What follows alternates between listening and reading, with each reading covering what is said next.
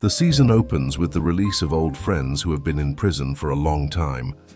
Feech La Mana, Angelo Garip and many other names from the older generation of the mob are back on the streets. Their freedom is both an opportunity and a threat for Tony. These men have returned with traditions of the past, but the game has changed. On Tony's face is a thoughtful expression. Will these men bring strength to the family or open the door to new problems? Tony is now living apart from Carmela. The separation isn't formalized, but Carmela has pushed him out of the house. He is staying at a hotel. The loneliness is heavy. In one scene, he looks out the window. The television runs silently. The room echoes with emptiness. A drink in his hand, his eyes reveal fatigue. Inside him, two identities clash: Tony the father and Tony the mafia boss. Carmela lives at home with the kids. Meadow is now grown, a young woman standing on her own. AJ is still lost in the confusion of adolescence. On Carmela's face there is both relief and exhaustion. Tony's absence gives her a sense of breathing space, yet it also leaves her lonely. Another key detail in this episode is Tony's attraction to Melfi. He no longer looks at Dr. Melfi as only a therapist, but as a woman. In one session, he makes suggestive comments and stares too long into her eyes. Melfi feels uncomfortable, trying to maintain professional distance. But in Tony's eyes, there is genuine desire.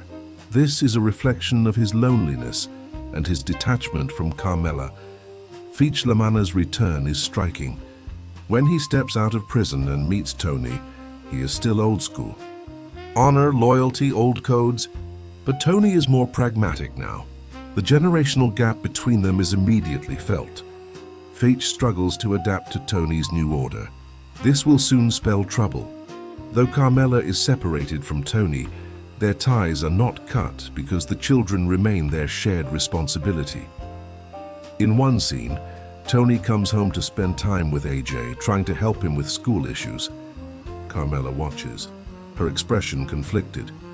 She cannot deny Tony's value as a father, but she cannot forget her disappointment in him as a husband. One of the most symbolic scenes of the episode is Tony's dream. In the dream, he finds himself in a zoo. Inside cages are tigers. He approaches them, but the cages are open. For a moment, the tigers step out and approach Tony. He backs away in fear, but at the same time there is awe in his eyes, because the tigers are a symbol of his own inner power and danger. He wakes up in a sweat. He tells Melfi the dream. Melfi calmly says, "Maybe those tigers represent your two sides, the Tony at home and the Tony on the streets." Tony goes quiet and lowers his head. As the episode progresses, Tony's leadership takes focus. With Richie, Jackie, and Ralph gone, there are gaps in the crew. Tony fills these by giving Christopher more responsibility. Christopher is eager, but still battling addiction. In his eyes is ambition, but alongside it fragility. Tony looks at him with both pride and concern, because this young man is his future. Carmela does not shy from confrontation. In one kitchen scene, she bursts into tears. "You don't make me feel anything anymore." Tony responds angrily, but his voice breaks. Because her words are true, their marriage exists only in the shadow of the past. The episode's title, Two Tonys, fully emerges in the final scene. Tony sits alone in the garden. On one side are the heavy responsibilities, bloody decisions and ruthlessness of the mob boss. On the other, the desire to be a father, Carmela's husband, an ordinary family man. Both sides are etched on his face. The camera slowly zooms in. Tony looks at the sky. In his eyes, weariness and deep loneliness. As the camera pulls back, the house's dark facade is revealed. The episode ends, leaving the viewer with the sense that Tony is torn between two selves. Because there is no longer just one Tony. He is both. Tony the father and Tony the boss, and the two identities are beginning to consume one another. The cold of winter still lingers in the streets of New Jersey. But the harshest cold is in the hearts of the Soprano family. Rat Pack tells the story of Tony trying to build new balances in the business world. the emotional void left by his separation from Carmela, Christopher's rise within the mob, and the FBI's growing shadow presence. The darkness each character carries descends on the viewer like a heavy fog. The episode opens at Jackie April Jr.'s grave. Tony, Christopher, and the others stand in silence. Jackie Jr.'s early death still feels like a wound. Tony stares at the headstone for a long time. To him, it is not only a loss, but a warning about the future. For young lives in the mob's shadow are always short and brutal. Recently released Angelo Garep appears before Tony. Angelo is an old-school figure. Having spent years in prison, he now tries to reclaim a place on the streets. Tony treats him with respect, but also distance. He knows Angelo will act according to old values. But things are different now. In Tony's world, there is no room for sentiment, only hard decisions. Christopher appears closer to Tony in this episode. He helps in business, sits beside him in meetings.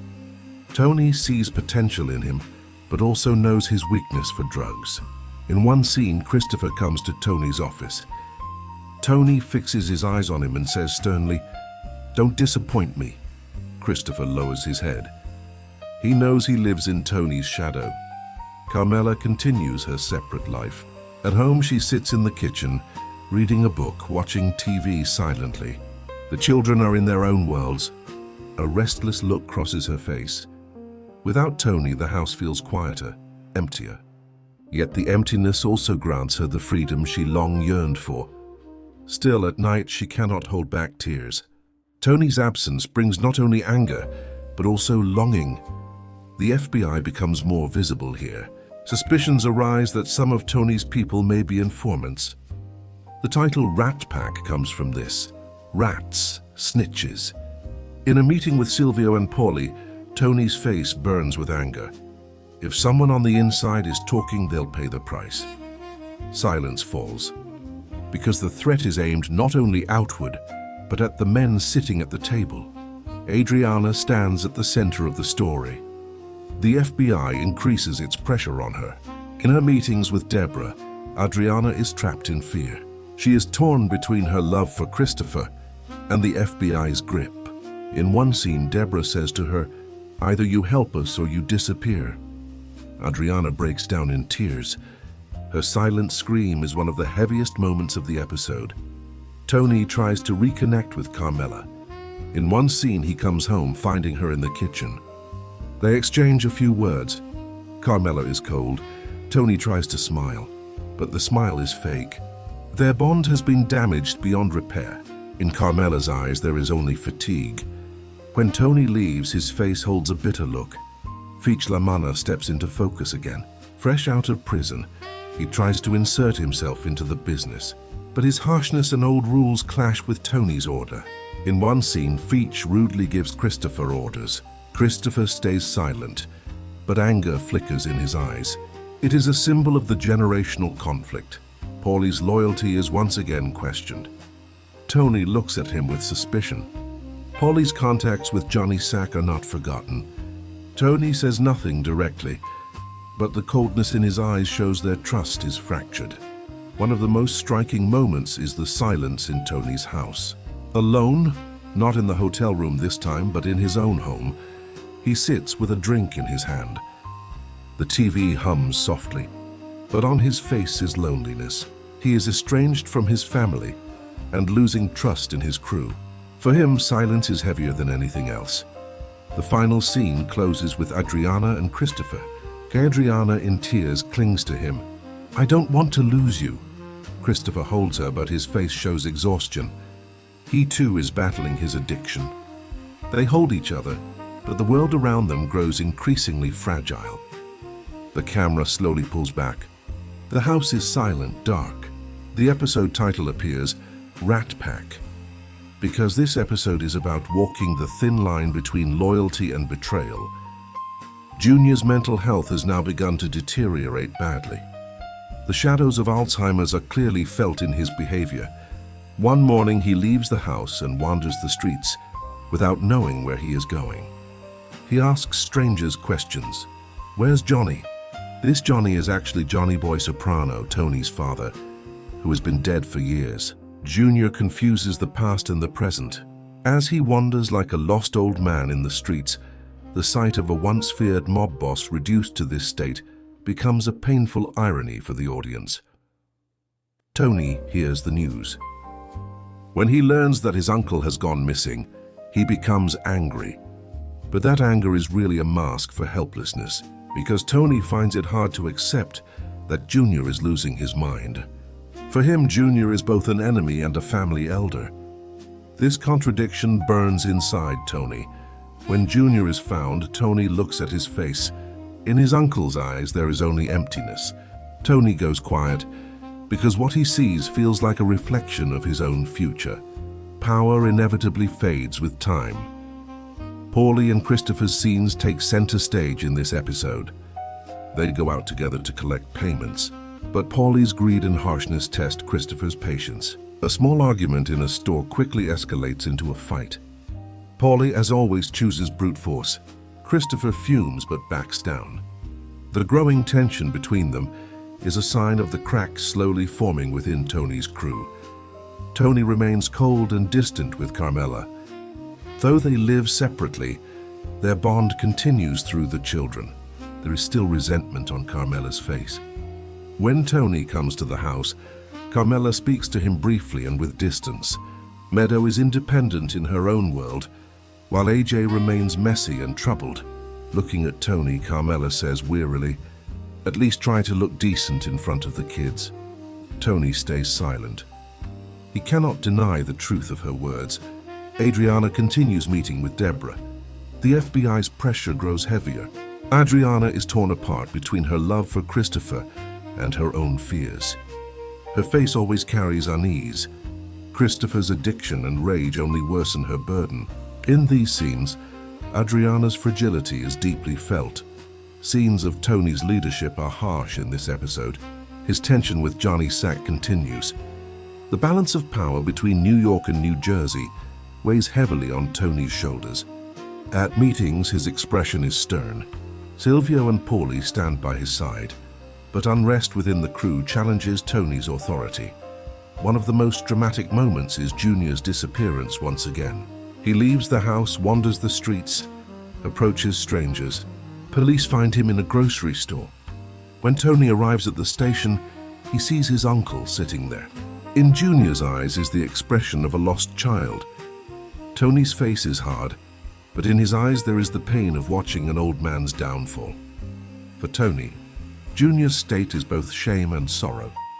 The tension between Paulie and Christopher boils over in one scene. Paulie insults Christopher, reminding him of his past. Christopher snaps back in anger. They are about to throw punches, but Tony steps in. In a harsh voice, he says, "This isn't a playground. Get yourselves together." But inside, Tony fears that these cracks may grow large enough to tear the crew apart. Carmela confronts Tony more directly in this episode. She tells him, "At least be a proper father for the kid's future." Tony falls silent. For him, the conflict between being a father and being a mob boss, just as we saw in Two Tonys, remains unresolved. Junior sits on his bed, eyes vacant. Beside him is a family photo, a young Tony, Livia, and Johnny boy. Junior stares at the photo for a long time. Tears run down his face, but he does not cry. He only stares blankly. The camera lingers on the photo, then slowly pulls back. Junior's collapse symbolizes not only the fall of one man, but the end of an era. Junior's mental state continues to worsen. Sitting in front of the TV, he mutters, repeating lines from the past. At one point, he calls out as if for Livia. Looking at the caregiver beside him, his eyes flash with anger and confusion.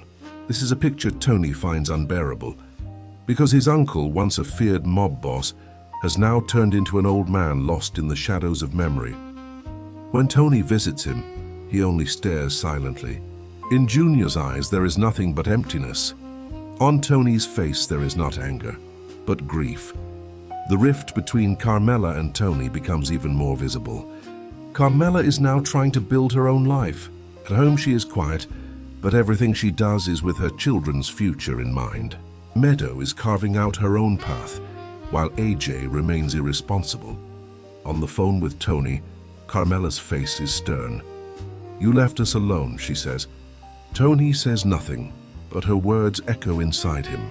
Because family is still his pride, yet for him, family has become little more than an excuse. Christopher's story takes more focus this episode. Tony still sees him as a successor, but his addiction and rage make leadership difficult. In one scene, he argues with Paulie. Paulie's mocking words drive Christopher into a fury.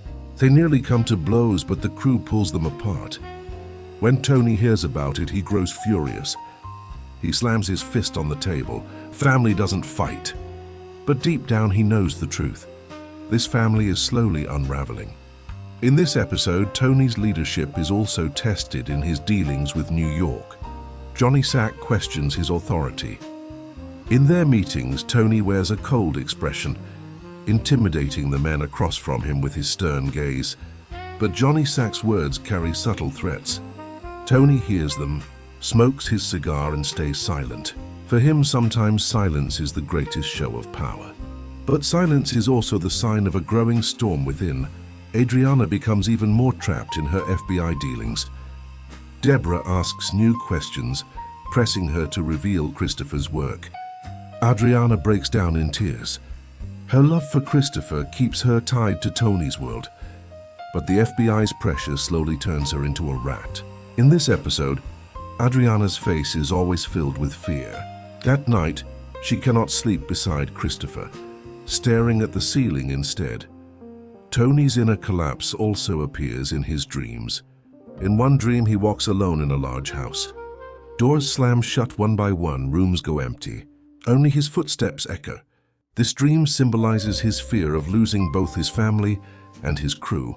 In the morning, he wakes drenched in sweat. Looking in the mirror, his eyes are weary. Carmela expresses her loneliness differently in this episode. In one scene, she talks with Rosalie. Rosalie tells her, "You're a strong woman, but you've always lived in Tony's shadow." Tears fall from Carmela's eyes, because those words name the truth she has long felt, but never spoken. Christopher makes another mistake in front of Tony. He arrives late to a meeting, looking tired and disheveled. Tony glares at him. The table goes silent. In Tony's eyes is disappointment. He wants to see Christopher as the future leader, but his addiction and rage are making him less and less reliable. The climax comes in a scene between Tony and AJ.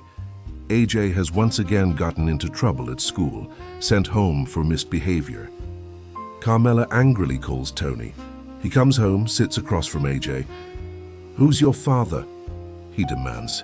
AJ stays silent. Tony roars, "Don't disgrace my name! Don't disgrace this family." Fear flashes in AJ's eyes. Carmela steps in, but Tony's fury doesn't fade.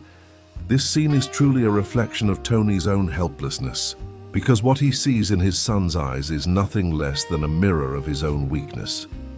The next episode opens with Tony at a doctor's checkup. A small mole on his skin catches the doctor's attention.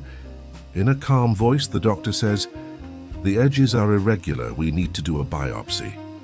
Worry appears on Tony's face, because inside the powerful, ruthless boss Tony Soprano lives an ordinary man trembling with the fear of death. This small medical detail casts a giant shadow in his mind. When he returns home, his expression is distant. Carmela looks at him, but Tony says nothing. Hiding his vulnerability has become second nature to him. The main tension of the episode builds between Tony and Adriana. Tony shows Adriana a kind of closeness. His true intention is simply to protect her and support her in Christopher's absence. But looks, words, and situations are easily misinterpreted. One evening, Adriana asks Tony for help taking her dog to the vet. Tony drives her there. On the way back, they are alone in the car. In that moment, the possibility of intimacy briefly flickers. Nothing actually happens, only a short, ambiguous moment. Yet fate magnifies this tiny moment. When Adriana gets home, Christopher notices she's late. He grows suspicious. Adriana tries to explain, but her voice shakes. In Christopher's mind, the situation grows bigger. His mix of insecurity and addiction turns small details into a giant betrayal. That night he yells at Adriana, accusing her of being untrustworthy. Adriana, in tears, pleads, "I swear to you nothing happened," but Christopher's storm doesn't calm. The next day, the rumor spreads. People start whispering that something happened between Tony and Adriana. A small piece of gossip races through the streets of New Jersey. When Christopher hears it, he goes mad. Silvio and Polly also hear the talk. Eventually it reaches Tony. His face hardens. Whatever the truth, the consequences are dangerous. If Christopher believes this lie, it could spark a deadly blood feud inside the crew. Tony decides to confront Christopher. Alone with him in a room, he looks him in the eye and says in a calm but firm voice, "Nothing like that ever happened." Christopher's face is full of rage. His fists clench, his eyes blaze.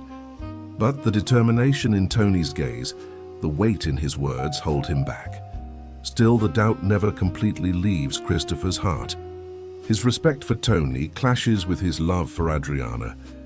Adriana suffers the most in this episode.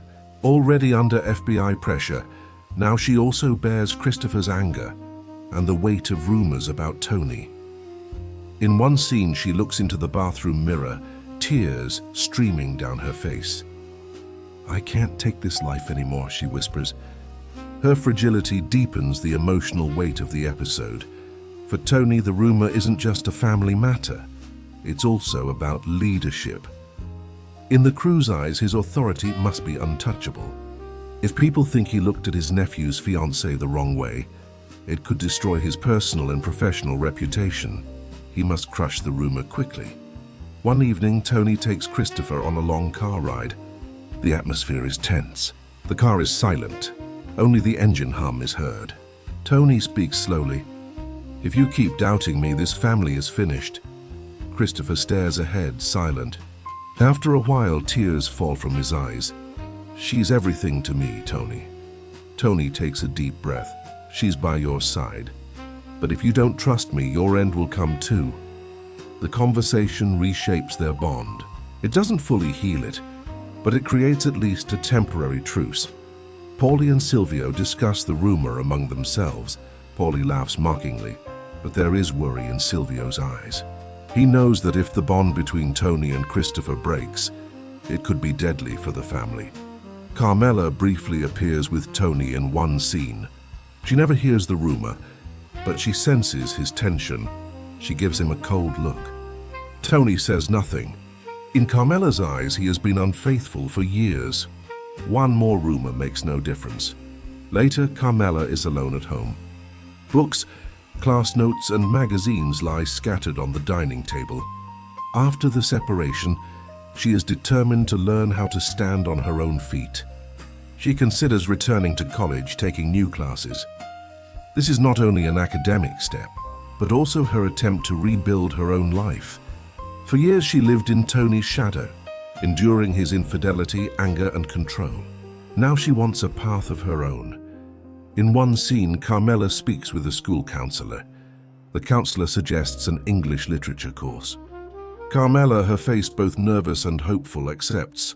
This moment opens the door to a new beginning, but the audience can sense her journey will not be easy. Carmela is still emotionally fragile, still carrying the scars of the past.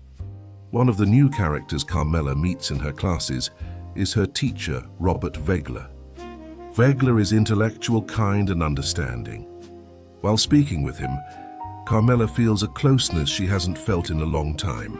In Vegler's eyes, there is sincerity. In his words, the kind of compassion Carmela has been longing for. Their encounter opens a new window in her heart. But this window also marks the beginning of a dangerous emotional entanglement. At home, AJ's problems continue. His poor performance at school and irresponsibility exhaust Carmela even more. In one scene, Vegler offers her advice on how to improve AJ's academic situation. Carmela gratefully accepts his support.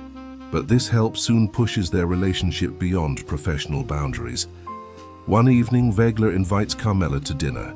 Soft music plays, the meal is carefully prepared. Carmela is tense at first. but Vegla's words and attention gradually put her at ease. In his eyes, she sees a sense of value she hasn't known for years. After dinner, they walk together. Vegla tells her, "You deserve so much more."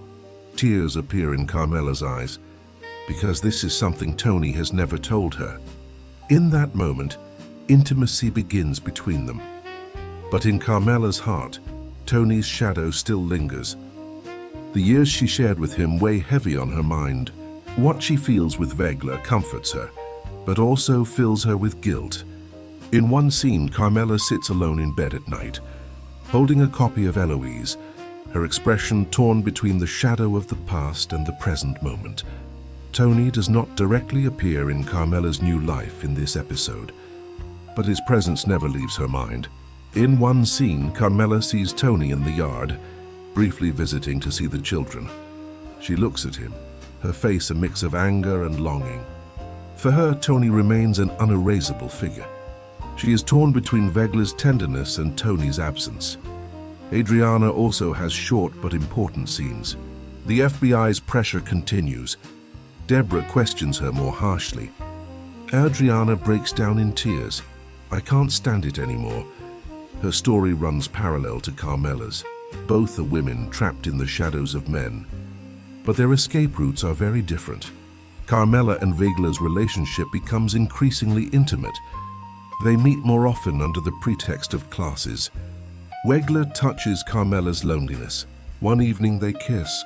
For Carmela, the moment feels like the release of emotions long suppressed. But afterward, emptiness appears in her eyes. Tony's shadow still lives in her mind. This new relationship brings her comfort, but cannot erase the past. In the final scene, Carmela returns home alone.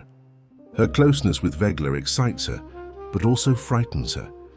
Standing in her bedroom, she looks in the mirror. In her eyes are both hope and deep guilt. She lies down, covering her face with her hand. The camera slowly pulls back. The silence of the house echoes the loneliness within her. One day, Tony attends a funeral. There he meets Fran, a woman who is older now but still well-kept, talkative and attractive. Fran hints at her past relationship with Johnny Boy. Her words disturb Tony, because learning that his father was close to such a woman, while his mother, Livia, was cold, harsh and unloving, gives him a new perspective. When Tony returns home, he stays silent for a long time. The shadows of the past remind him of the roots of his present anger and resentment. Fran tells Tony about Johnny Boy's softer, more human side. She recalls him as fun-loving and full of life. Memories of his father return to Tony's mind, but they are entangled with his mother, Livia's dark shadow. In a session with Melfi, Tony brings it up. "My father had another woman." Melfi asks calmly, "Does that disturb you or does it bring you relief?" Tony stays silent for a moment, because the answer is both. As Tony spends more time with Fran, he notices her superficiality and love of luxury. She constantly speaks about expensive gifts and lavish parties. At first, Tony is briefly fascinated, but soon he becomes unsettled. He may see that his father had another life, but when he thinks about its effect on his mother, anger rises in his heart. Carmela shares a brief but sharp scene with Tony. When he comes home, she asks him coldly, "What do you hope to find chasing the past?" Tony doesn't answer, because he doesn't know. For him, the search is both curiosity and an attempt to understand his own fragility. Christopher appears in a side story. His relationship with Adriana remains tense. Under FBI pressure, Adriana is fragile. In one scene, Christopher threatens her, "If I hear anything about you, I'll kill you." Adriana breaks down in tears.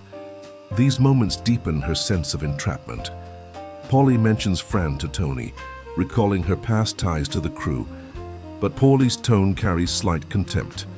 To him, Fran's life is just a faded shadow of the old days. Later, Tony accepts Fran's invitation and visits her home. She still tries to live a life of luxury. On her walls are old photos. Johnny Boy in his youth, snapshots from parties, familiar faces from the past.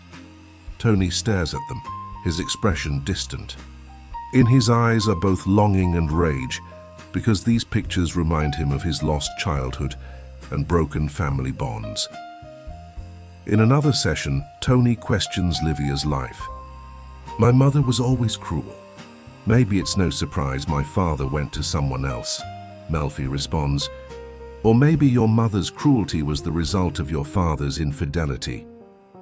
Tony freezes.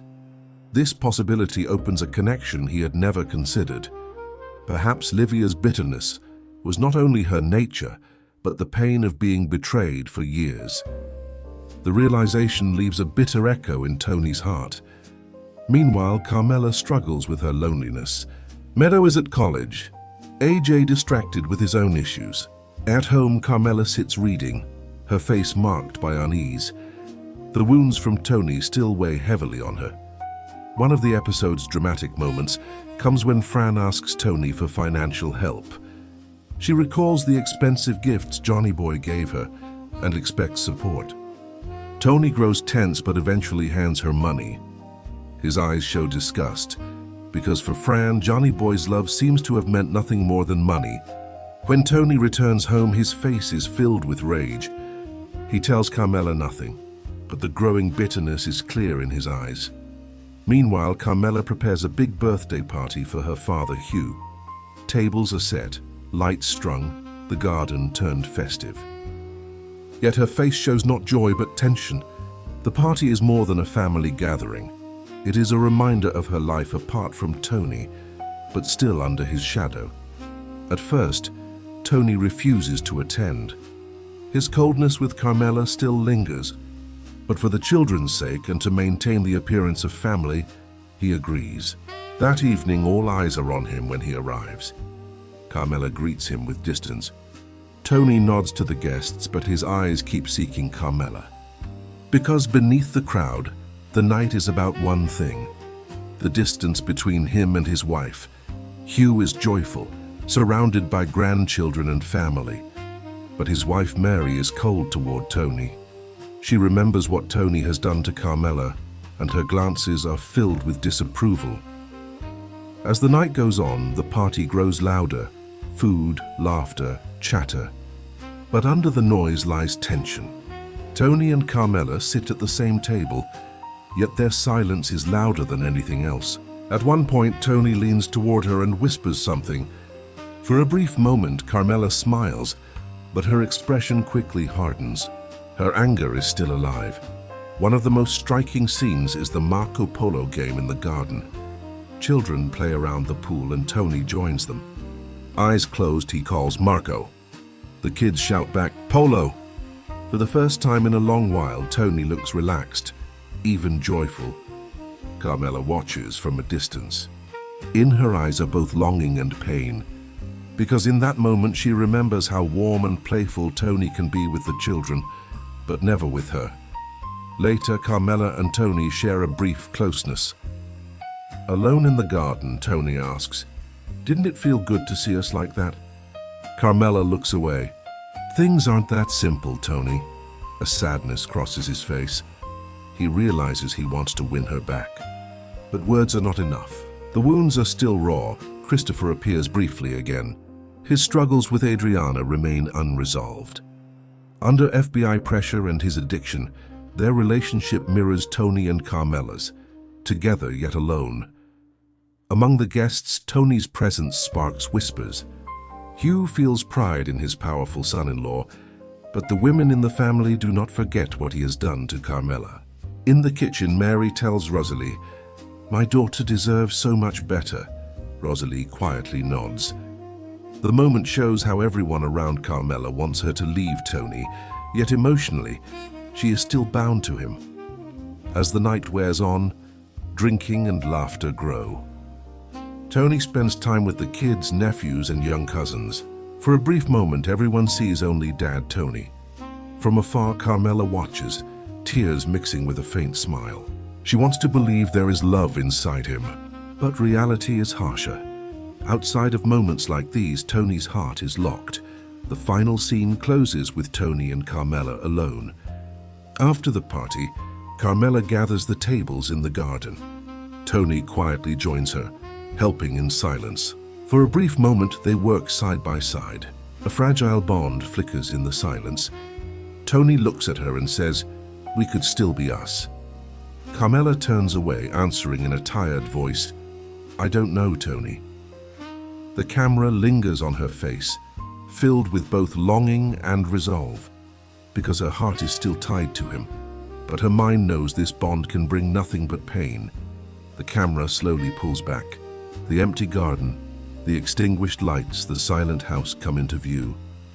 The episode title appears, Marco Polo, because in this episode everyone tries to find each other's voices, yet in the end, they are all playing a family game where no one can truly connect. Years ago, a disappearance, a murder, and the story invented to cover it up resurface. In Tony's mind is the tale of the black guys, a convenient excuse the mob has used for decades to pin their own crimes on someone else. Tony recalls how they once blamed Pio Mai's disappearance and other murders on these imaginary figures. The camera lingers on his eyes, distant for a moment, because even if these men were invented, their presence has left a real scar on his conscience. Carmela still has not returned to Tony. At home, she busies herself with the children, yet Tony's shadow hangs in every room. AJ continues to fail at school, weighing Carmela down even more. In her thoughts echo words Melfi once said, "This house has no trust, only habit." On the business side, Tony's tension with Johnny Sack begins to grow. Johnny's hunger for power is clearer than ever. Tony jokes with him as always, but Johnny's stern face reminds him that the game is now more dangerous. Talking with Silvio and Paulie afterward, Tony mutters, "As usual, I'm one step away from being stabbed in the back." Paulie replies with his usual humor, though his eyes betray unease. One of the most powerful scenes is between Tony and his sister Janice. Though married to Bobby and trying to build a new life, the ghosts of the past won't let her go. She reminds Tony of their mother's coldness and their father's absence. "We were never really a family." At first, Tony responds with anger, but his face falls. Because in Janice's words lies a painful truth. What troubles Tony most are memories of Ralph. He recalls Ralph's disappearance, the horse's death in the fire, and their violent clashes. Tony killed Ralph with his own hands, but has never confessed it.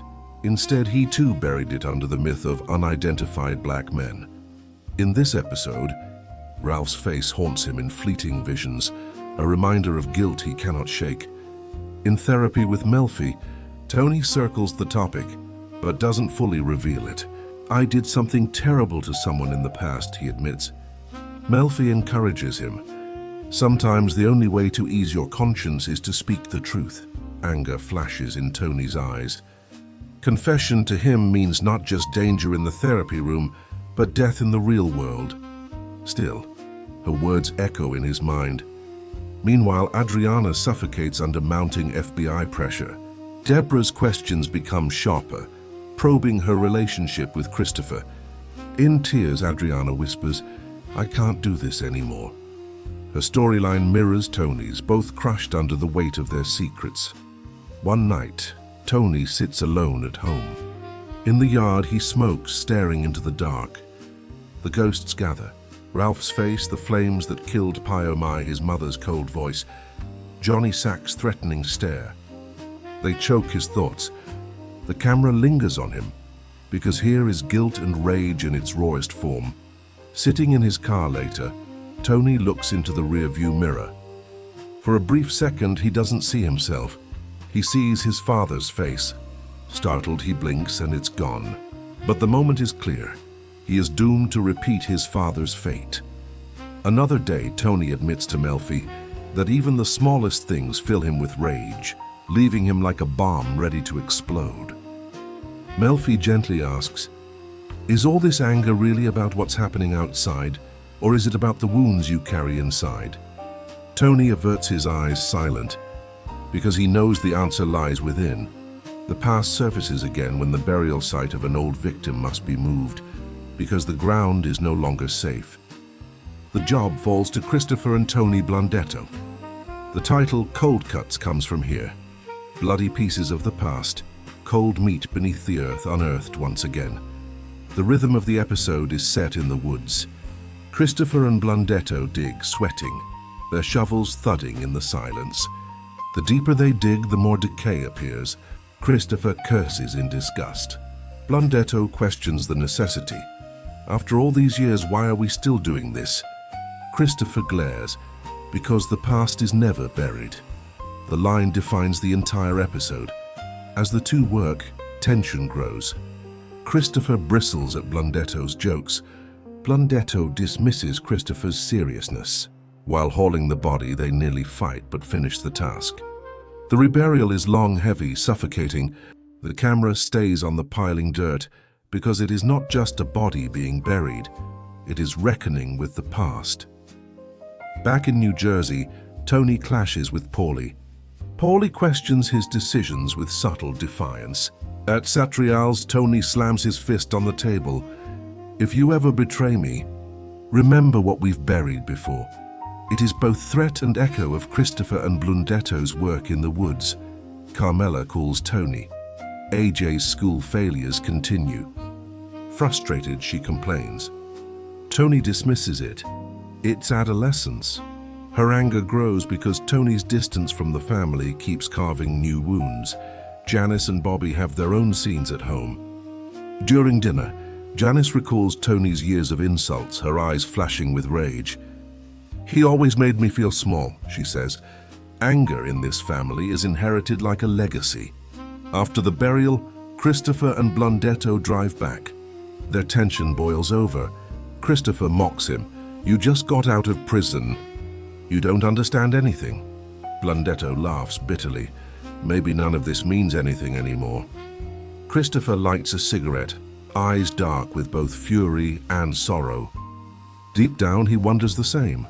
Later, Tony tells his men, our job is to bury and forget, but nothing stays underground forever. Sooner or later, the smell rises. His words mirror both the corpse in the woods and his own buried guilt. In therapy, he admits, I blow up at the smallest things. Melfi answers, sometimes anger is just buried pain breaking through. Tony closes his eyes, silent, her words resonating like the shovels in the dirt. Blundetto later voices his desire to build a normal life. Maybe I should just walk away and get a real job. Christopher laughs harshly. There's no normal life for people like us. The scene is painful. Both men wear disbelief on their faces, but also a hidden longing. In the final scene, Tony sits alone in the kitchen at night, a plate of food untouched before him. His eyes are blank, drifting. He thinks of the corpses in the woods, his men's quarrels, Carmela's distance, his children's struggles. The camera lingers on his face, because this is the face of both a boss and a lonely man. Relations with New York remain fragile. Johnny Sack appears more dangerous with each passing day. Sitting with his men, Tony's unease is written across his face. Yet the true weight of this episode comes not from external conflicts, but from the mental journey into which Tony descends. That night, Tony retreats alone to his hotel room. He lies on the bed, closes his eyes, and in that moment, the episode plunges into an extended dream sequence, the most elaborate, complex dream in the history of The Sopranos. The camera drifts from Tony's face, and suddenly the viewer is inside the labyrinth of his mind. In the dream, Tony first finds himself at home. But the house is different. The furniture is old. The room holds both Carmela and his mother, Livia. They sit at the same table. Carmela speaks gently. It's time for you to change, while Livia, cold and merciless, hisses, you'll never change. Tony is trapped between the two voices, fear and anger etched on his face. In the next scene, he sees his former lover, Gloria. She approaches and whispers, "Did you remember me?" Tony tries to raise his hands but cannot, his movements bound by the dream. In Gloria's eyes lingers the shadow of her suicide. Horror spreads across Tony's face. Her death still weighs heavily on his heart. Throughout the dream, Tony repeatedly finds himself behind the wheel of his car. Once Carmela is beside him, Another time, the dead Ralph. Ralph laughs at him. You buried me, but you couldn't forget. Tony's hands tremble. He loses control of the wheel. As the car speeds forward, panic consumes him. A sign that his guilt can never truly be controlled. One of the most striking moments comes when Tony enters a school. Walking the halls, students ask, "Did you take the exam?" Bewildered, he cannot answer. In a classroom, he sits at a desk. A test paper is placed before him. The questions are unfamiliar. He knows none of the answers. His hands shake as he grasps the pencil, sweat pouring down. The scene is a metaphor for every test in his life. Loyalty tests, family tests, moral tests, all merging into his deepest fear of failure. In the dream, Tony also encounters his father. "Johnny boy." His father smiles, but beneath it lies scorn. "You'll never be like me," he says. Tony's eyes fill with tears. The weight of his father's shadow presses upon him still. In another scene, he confronts his uncle Junior. Junior warns him, "You keep running, but in the end you're racing toward your own grave." Tony recoils, because deep inside he knows it to be true. The dream shifts constantly. He rides a horse, then walks along the sea. At one point, he wanders naked through a cemetery. The gravestones bear familiar names: Big Pussy, Richie, Ralph, ghosts of his past. His face reveals both regret and rage. Carmela reappears in the dream, this time dressed in white, sorrow across her face. She approaches Tony. "Our life fell apart because of your choices." Tears stream down his cheeks, but no words emerge. In the dream, speech is strangled in his throat. At the climax of the dream sequence, Tony is seen running with a gun, shadowy figures chasing him. He runs, breath ragged, until he stops before a door. He opens it, and inside sits Melfi. She looks at him and says, "You're still taking the same test." Terror flashes across Tony's face, and at that moment he wakes. Sweating, gasping for breath, Tony lies in bed. His face shows both terror and exhaustion. He rises, stumbles to the bathroom, stares into the mirror. In his eyes flicker both relief and a new fear. Because what he saw was not just a dream, it was the truth of his own mind. Later, sitting with his men, Tony is distracted, words clipped and brief. The dream has revealed too much. The truth within himself can no longer be ignored. The new episode opens with Adriana's secret meetings with the FBI.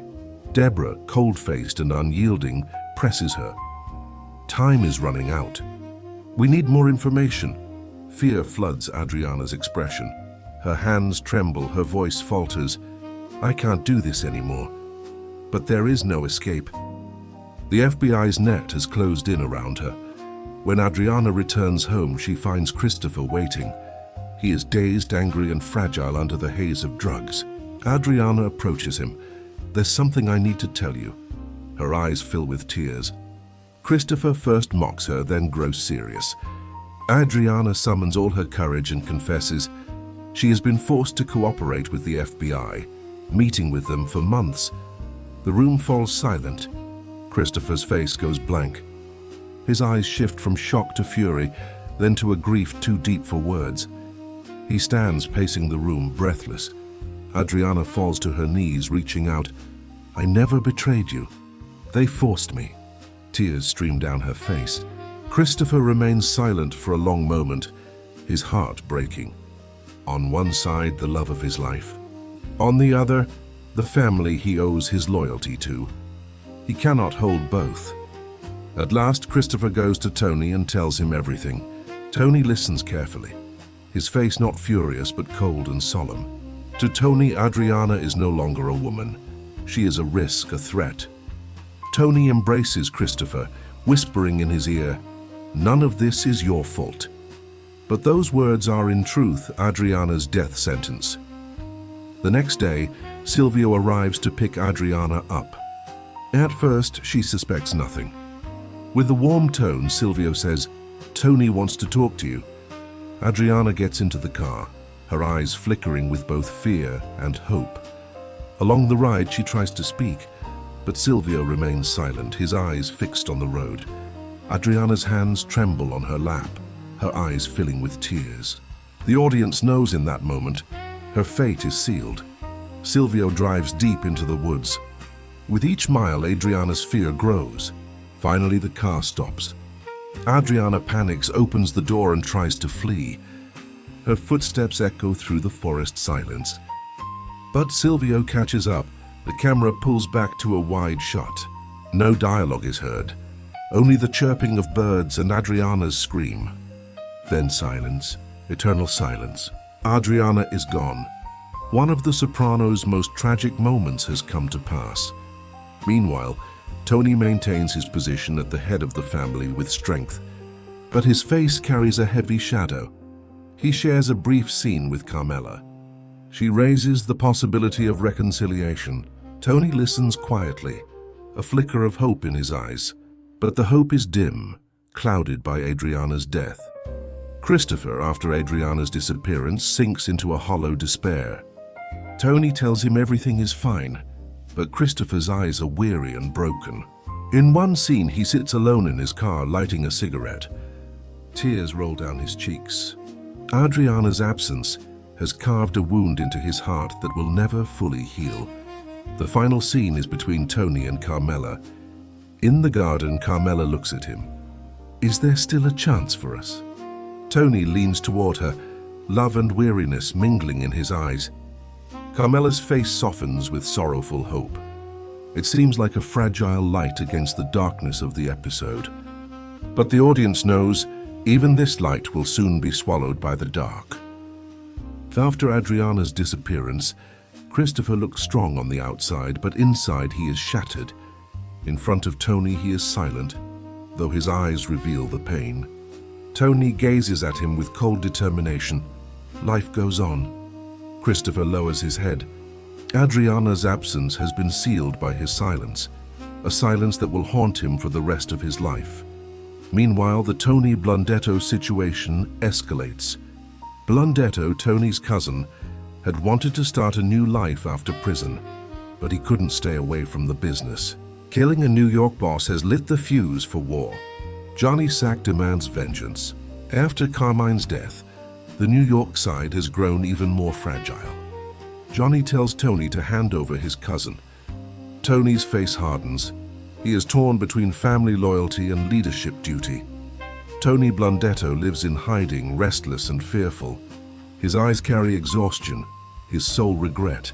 When Tony Soprano visits, the cousins talk at length. Blundetto pleads, "If you give me to them, I'll never forgive you." Tony listens quietly, his face betraying a trace of pain. But deep down his mind is already made up. He will not hand his cousin to New York, but there is no other way out. One of the most striking scenes is Tony's conversation with Uncle Junior. Junior, now under house arrest and slipping into confusion, still manages to deliver a hard truth. Sometimes you have to sacrifice the one you love most. A shadow falls across Tony's face, because Junior's words weigh heavily on his heart. Tony shares a brief but meaningful moment with Carmela. While she hangs laundry in the yard, he approaches. "Everything has a price," he says. Carmela averts her eyes. "It always did in your world." The exchange deepens Tony's loneliness. Her words sum up his entire life. Power, money, loyalty, all come with a cost. Blundetto's end marks the episode's dramatic climax. To protect him, Tony finds only one way: to kill him himself, sparing him from New York's hands. One night, Tony arrives at the hideout. Blundetto greets him with a weary smile. "You came to see me, huh?" Tony looks at him with sorrow. Inside, they sit together in silence. An old movie flickers on the TV. Blundetto sighs, "I could have built another life." Tony lowers his head, hearing his own regrets echoed in those words. Finally, Tony draws his gun. Blundetto looks at him with brief surprise, then acceptance. "Better it's you than them," he says. Tears and rage swirl in Tony's eyes. He pulls the trigger. The gunshot echoes in the night. The camera lingers on Tony's face, for this is not just a killing but the death of a part of his soul. The next day, Tony delivers Blundetto's body to New York. Confronting Johnny Sack, his expression is icy. Johnny nods in respect. You've paid your debt. But in Tony's eyes burns a spark of hatred. The war with New York is not over. It has simply turned to a new chapter. Another important thread is the tension between Tony and Paulie. Paulie's loyalty is tested. Tony bristles at some of his words, fixing his gaze on him. Fear creeps across Paulie's face.